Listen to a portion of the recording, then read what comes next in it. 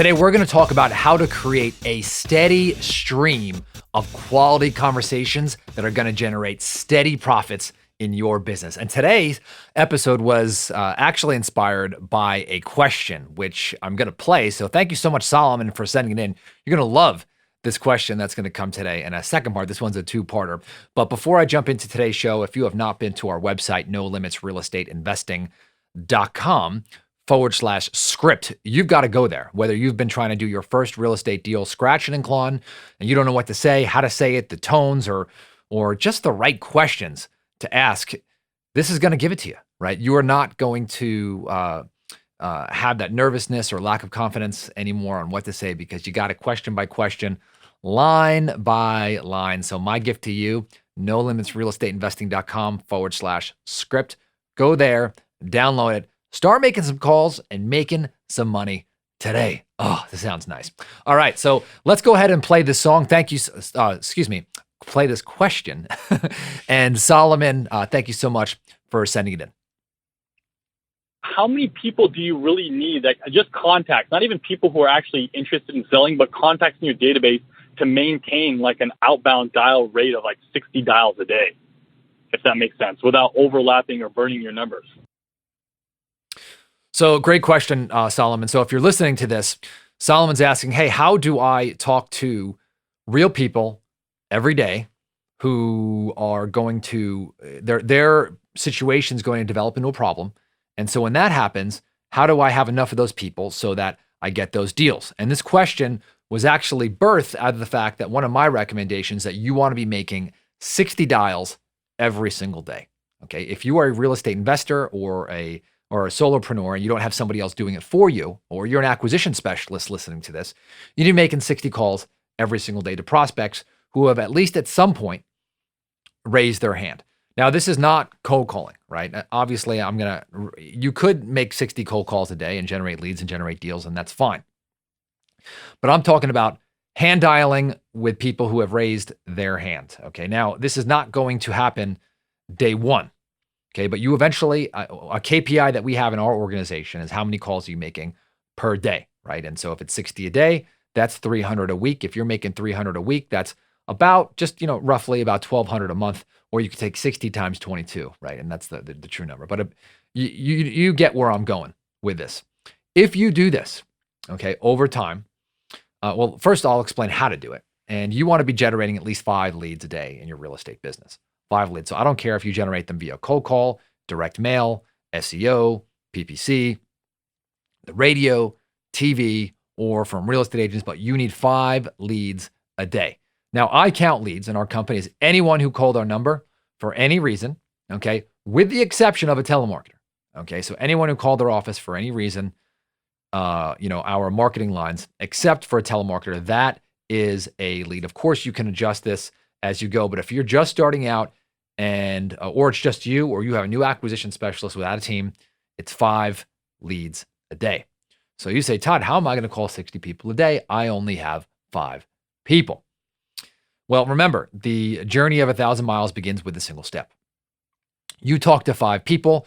You're going to have one person who says, take me off your list. You're going to have 2 people who you may never get a hold of again. You're going to have 2 people who are really not motivated right now, right? And then maybe you're going to have 1 person with a problem. So basically, out of those 5, you're going to be talking to 1 to 2 people.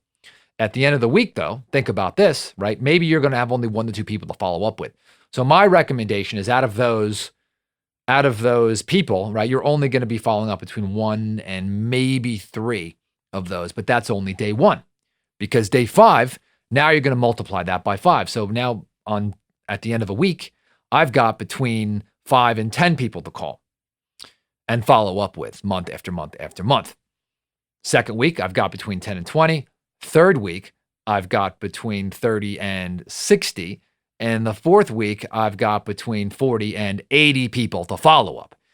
Imagine what your world is going to look like after 90 days, right? Well, I could tell you, right? Between 40 and 80, that's 1 month. It's between 120 and 240 people to follow up by month 3. So long story short, if you're generating 5 leads a day and only 1 to 2 of those are going to be some kind of prospects that you're going to follow up with, after month 3, you are not going to be able to follow up with 60 people a day if you don't have help. So don't you worry, right? It's not that like you are not going to have enough leads if you're marketing every single day. That's going to be so important. And so my advice to anyone who's listening to this show is, how do you have enough people to call? Of course, you can cold call, and that's fine. And so every lead that you generate from a cold call, that counts as one, right? But as you go, and if you have a good CRM, right, a customer relationship management software, right, or it could just be a file folder.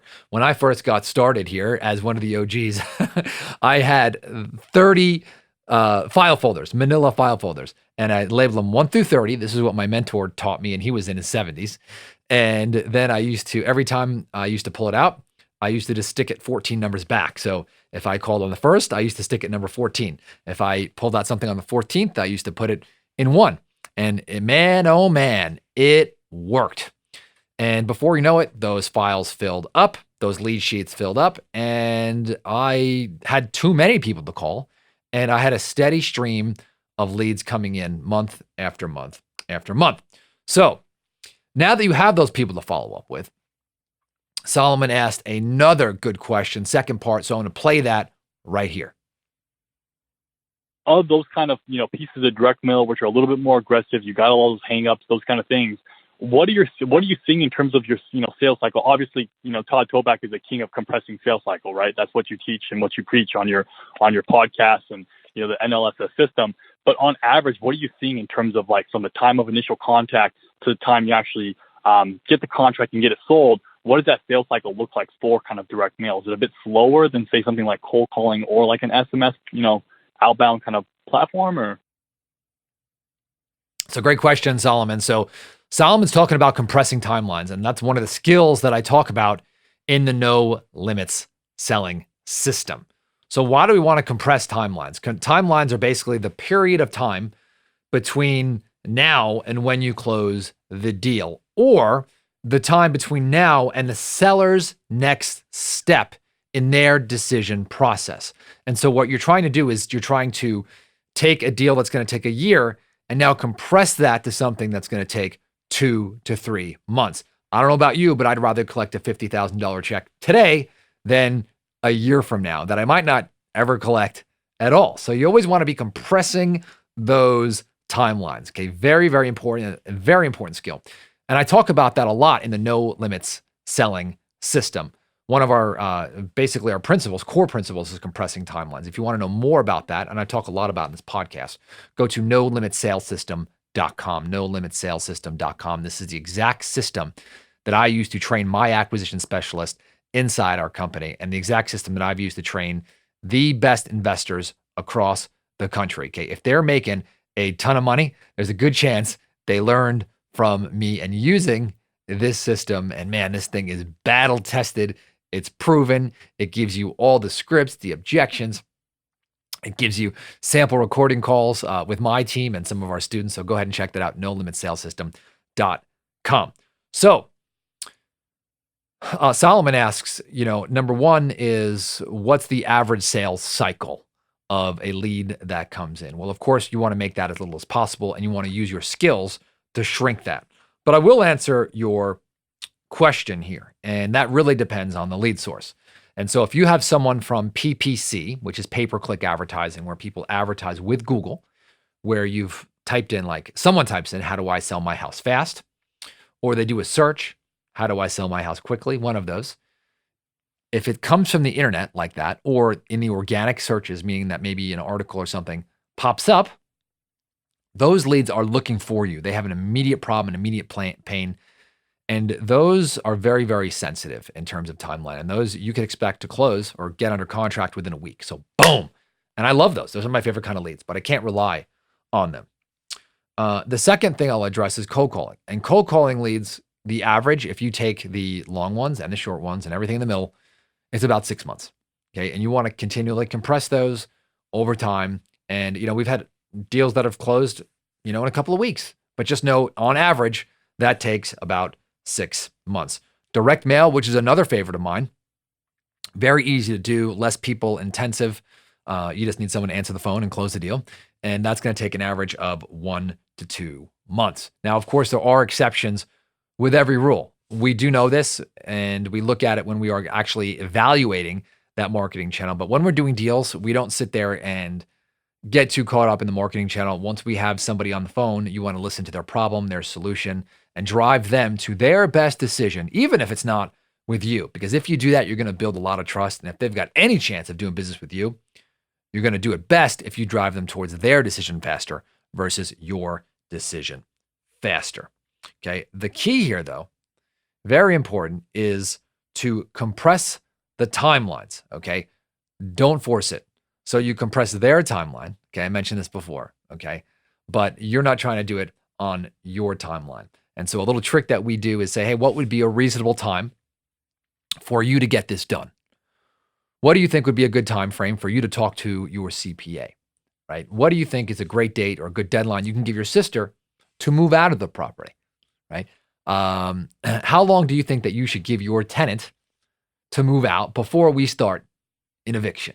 So those are power questions that I talk about in the no limit selling system. And, the question is, well, not how long does a deal take, but maybe how much can I get a seller to compress their timelines, or how much can I coach a seller, right, to get to their freedom faster? One of the things that we say in our company is we help sellers move on to the next phase of their life. And when you do that, when you give them that relief and you help them speed that up, right, in their own world and their ideas and framework, man, you're going to offer a lot of value, which means you are going to make a lot of money. So Solomon, thank you so much for sending that in. If you have questions that you'd like to hear for the show, can't promise I'll read them, but you can send an email to support@nolimitsrealestateinvesting.com, or you could always hit me up on Instagram at Todd Toback. Also, go ahead and check out nolimitsrealestateinvesting.com/script and get your script today. Let's do some deals, make some money, compress some timelines, and I will talk to you on the next episode.